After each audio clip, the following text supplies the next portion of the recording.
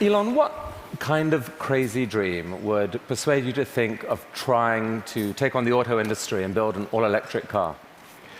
Well, it goes back to when I was in university. I thought about what are the problems that are most likely to affect the future of the world, or future of humanity. I think it's extremely important that we have sustainable transport and sustainable energy production. That sort of overall sustainable energy problem is the biggest problem that we have to solve this century, independent of environmental concerns. In fact, even if producing CO2 is good for the environment, given that we're going to run out of hydrocarbons, we need to find some sustainable means of operating. But most of American electricity comes from burning fossil fuels. How can an electric car that plugs into that electricity help? Right. There's two elements to that answer. One is that even if you take the same source fuel and produce power at the power plant and use it to charge electric cars, you're still better off. So if you take, say, natural gas, which seems most prevalent to hydrocarbon source fuel, if you burn that in a modern General Electric natural gas turbine, you'll get about 60% efficiency. If you put that same fuel in an internal combustion engine car, you get about 20% efficiency. And the reason is, in the stationary power plant, you can afford to have something that weighs a lot more, is voluminous, and you can take the waste heat and run a steam turbine to generate a secondary power source. So, in effect, even if you take in transmission losses into account and everything, even using the same source fuel, you're at least twice as better off charging an electric car than burning it at the power plant. Okay. That scale delivers efficiency. Yes, yeah. It does. And then the other point is we have to have sustainable means of power generation anyway, electricity generation. So given that we have to solve sustainable electricity generation, then it makes sense for us to have electric cars as the mode of transport. So we've got some video here of the Tesla being assembled, which if you could play that first video. So what is innovative about this process in this vehicle? Sure. So in order to accelerate the advent of electric transport, and I should say that I think actually all modes of transport will become fully electric, with the ironic exception of rockets. There's just no way around Newton's third law. The question is, how do you accelerate the advent of electric transport? And in order to do that for cars, you have to come up with a really energy-efficient car. So that means making it incredibly light. And so what you're seeing here is the only all-aluminum body and chassis car made in North America. In fact, we applied a lot of rocket design techniques to make the car light despite having a very large battery pack. And then it also has the lowest drag coefficient of any car of its size. So as a result, the energy usage is very low, and it has the most advanced battery pack, and that's what gives it the range that's competitive. So you can actually have on the order of a 250-mile range.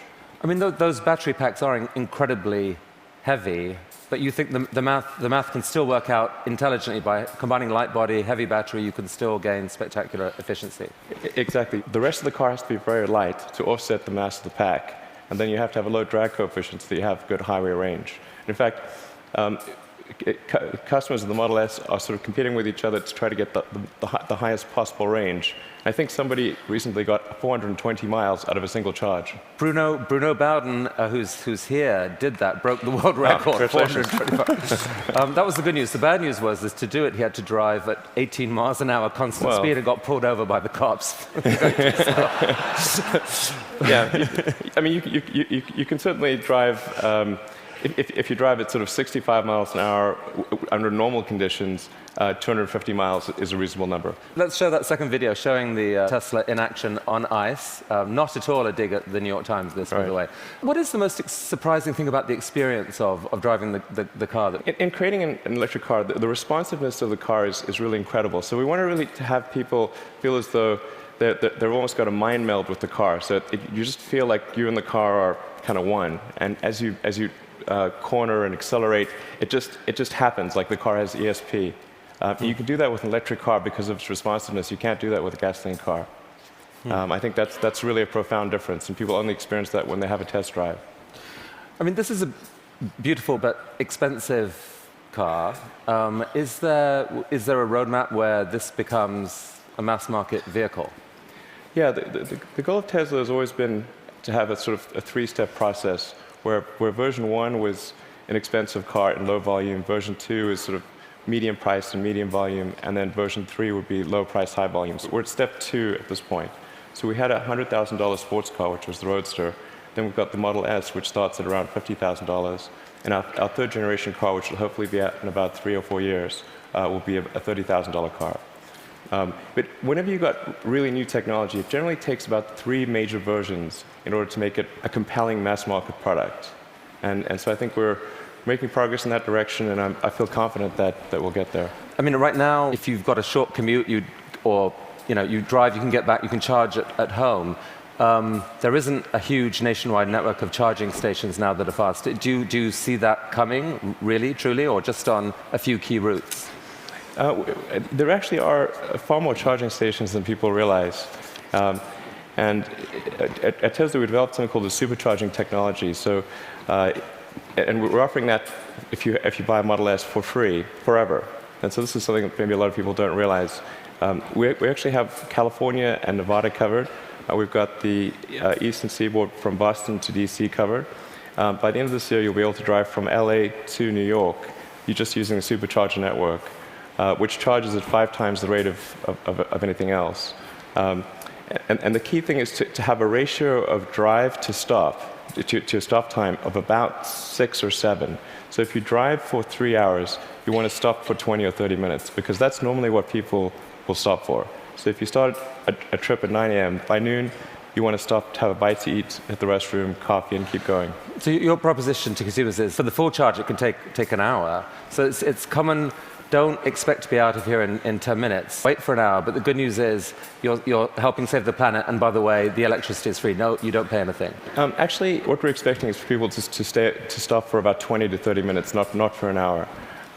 It's actually better to drive for about maybe 160, 170 miles, and then stop for half an hour, and then keep going. That's the natural cadence of a trip. All right. So this is only one string to your energy bow. You've been working on this solar company, SolarCity. What's unusual about that? Well, as I mentioned earlier, we have to have sustainable electricity production as well as consumption. So I'm quite confident that the primary means of power generation will be solar. I mean, it's really indirect fusion is what it is. We've got this giant fusion generator in the sky called the sun. And we just need to tap a little bit of that energy for purposes of human civilization. Most people know but don't realize they know is that the world is almost entirely solar-powered already. If the sun wasn't there, we'd be a frozen ice ball at 3 degrees Kelvin. And the sun powers the entire system of precipitation. The whole ecosystem is solar-powered. But in a gallon of gasoline, you have effectively thousands of years of sun power compressed into a small space. So it's hard to make the numbers work right now on solar and to remotely compete with, for example, natural gas, fracked natural gas. How are you going to build a business here? Well, I'm confident that solar will beat everything, hands down, including natural gas. How? It must, actually. If it doesn't, we're in deep trouble. But you're not selling solar panels to consumers. What are you doing? No, we actually are. You can buy a solar system, or you can lease a solar system. Most people choose to lease. And the thing about solar power is that it doesn't have any feedstock or operational costs. So once it's installed, it's just there. It works for decades. It'll work for probably a century. And this is so therefore the key thing to do is to get the cost of that initial installation low, and then get the cost of the financing low. So because that interest, those are the two factors that drive the cost of solar, and we've made huge progress in that direction. And that's why I'm confident we'll actually beat natural gas. So your current proposition to consumers is, don't pay so much up front. Let us pay zero up front. We will install panels on your roof. Yes. You will then pay. How long is a typical lease? Typical leases are 20 years. But the value proposition is, as you're sort of alluding to, quite straightforward. It's no money down, and your utility bill decreases. So Right. it's a pretty good deal. So that seems like a win for the consumer. No risk. You will pay less than you're paying now. And for you, the dream here then is that, who owns the electricity from those panels for the longer term? How do you, the company, benefit? Well, essentially, SolarCity raises a chunk of capital, and from say, a company or a bank. Google's one of our big partners here, and they have an expected return on that capital. With that capital, SolarCity purchases and installs the panel on the roof, and then charges the homeowner or business owner a monthly lease payment, which is less than the utility bill. But you yourself get a sort of long-term commercial benefit from that power. You're kind of building a new type of distributed utility. Exactly. What it amounts to is a giant distributed utility. And I think it's a good thing, because utilities have been this monopoly, and people haven't had any choice. So effectively, it's the first time there's been competition for this monopoly, because the utilities have been the only ones that own those power distribution lines, but now it's on your roof. So I think it's actually very empowering for homeowners and businesses. And you really picture a future where a majority of power in America, like within a decade or two, or within your lifetime, is solar? I'm extremely confident that solar will be at least a plurality of power, and most likely a majority.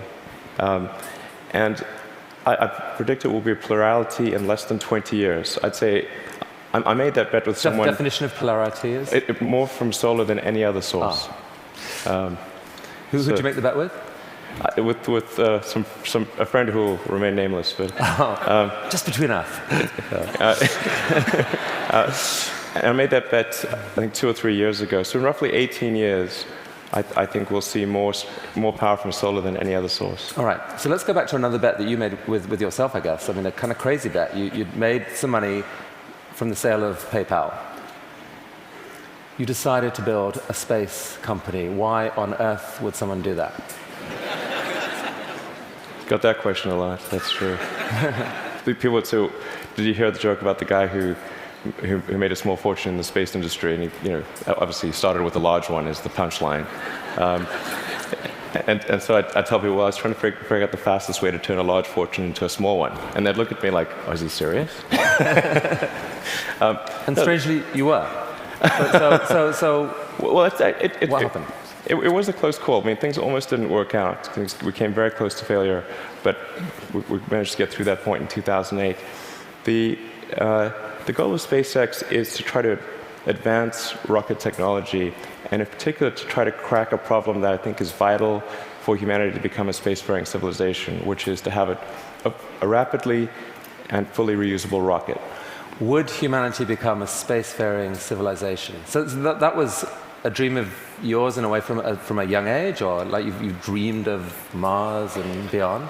I did build rockets when I was a kid, but I didn't think I'd be involved in this. It was really more from the standpoint of what are the things that need to happen in order for the future to be an exciting and inspiring one. And I really think there's a fundamental difference if you sort of look into the future between a humanity that is a spacefaring civilization that's out there exploring the stars on multiple planets. And I think that's really exciting. And compared with one where we are forever confined to Earth until some eventual extinction event. So you've somehow slashed the cost of building a rocket by 75%, depending on how you calculate it. How on earth have you done that? NASA has been doing this for years. How have you done this? Well, we've made significant advances in the technology of the airframe, the engines, the electronics, and the launch operation. I mean, there's a long list of innovations that we've come up with there. That they're a little difficult to communicate in this talk, but because, not least because you could still get copied, right? I mean, you haven't patented this stuff. It's really interesting to me. You didn't patent because you think it's more dangerous to patent than not to patent. Since our primary competitors are national governments, the enforceability of patents is questionable. It's really interesting. But the big innovation is still ahead, and you're working on it now. Tell us about this. Right. So the big innovation. In fact, let's roll that video, and you can talk us through it. What's happening here? Absolutely. So the thing about rockets is that they're all expendable. All rockets that fly today are fully expendable. The space shuttle was an attempt at a reusable rocket, but even the main tank of the space shuttle was thrown away every time. And the parts that were reusable took a 10,000-person group 9 months to refurbish for flight. So the space shuttle ended up costing $1 billion per flight. Obviously, that doesn't work very well for... So what just happened there? We just saw something land? That's right. So it's important that the rocket stages be able to come back, to be able to return to the launch site and be ready to launch again within a matter of hours. Wow. Yeah. Reusable rocket. Yes. So what a lot of people don't realize is the cost of the fuel, of the propellant, is very small. It's much like on a jet. So the cost of the propellant is about 0.3% of the cost of the rocket. So it's possible to achieve, let's say, roughly 100-fold improvement in the cost of space flight if you can effectively reuse the rocket. Wow. That's why it's so important. Every mode of transport that we use, whether it's planes, trains, automobiles, bikes, horses, is reusable, but not rockets. So we must solve this problem in order to become a spacefaring civilization. You asked me the question earlier of how popular traveling on cruises would be if you had to burn your ship. Certain cruises apparently are highly problematic. Definitely more expensive. So that's potentially absolutely disruptive technology, and I guess paves the way for your dream to actually take, at some point, to take humanity to Mars at scale. Yeah, like exactly. To see a colony on Mars. Yeah, exactly. SpaceX or some combination of companies and governments need to make progress in the direction of making life multiplanetary, of establishing a base on another planet, on Mars being the only realistic option, and then building that base up until we're a true multi-planet species. So progress on this, let's make it reusable. How is that going? That was just a simulation video we saw. How's it going?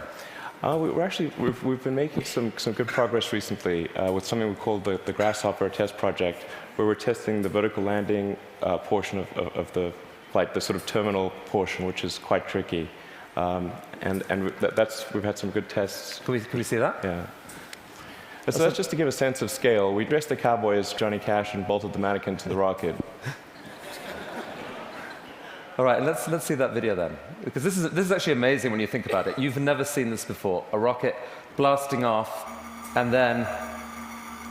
Yeah, so that rocket is about the size of a 12-story building.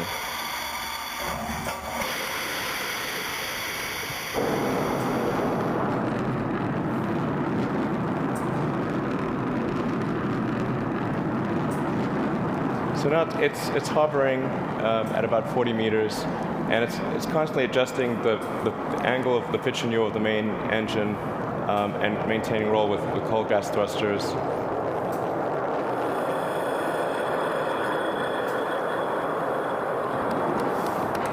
How cool is that?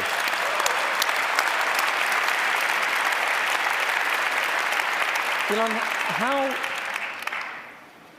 how have you done this? These projects are so... These PayPal, SolarCity, Tesla, SpaceX, they're so spectacularly different. They're such ambitious projects at scale. How on earth has one person been able to innovate in this way? What is it about you? I don't know, actually. I don't have a good answer for you. I work a lot. I mean, and a lot.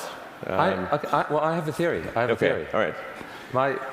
My theory is that you have an ability to think at a system level of design that pull together design, technology, and business. So if TED was TBD, design, technology, business, into one package, synthesize it in a way that very few people can, and this is the critical thing, feel so damn confident in that click-together package that you take crazy risks. You bet your fortune on it, and you seem to have done that multiple times. I mean, almost no one can do that. Can we have some of that secret sauce? Can we put it into our education system? Can someone learn from you? It is truly amazing what you've done. Oh, thanks. Thank you. Well, I do think there's a good framework for thinking. It is physics, the sort of first principles reasoning. I mean, generally, I think there are, what I mean by that is boil things down to their fundamental truths and reason up from there, as opposed to reasoning by analogy. Through most of our life, we get through life by reasoning by analogy, which essentially means kind of copying what other people do with slight variations. And you have to do that, otherwise it's mentally, you wouldn't be able to get through the day. But when you want to do something new, you have to apply the physics approach. And physics is really sort of figured out how to discover new things that are counterintuitive, like quantum mechanics. It's really counterintuitive. So I think that's an important thing to do. And then also to really pay attention to negative feedback and solicit it, particularly from friends. This may sound like sort of simple advice, but it's hardly anyone does that, and it's incredibly helpful. Boys and girls watching, study physics. Learn from this man. Elon Musk, I wish we had all day, but thank you so much for coming. Make progress in the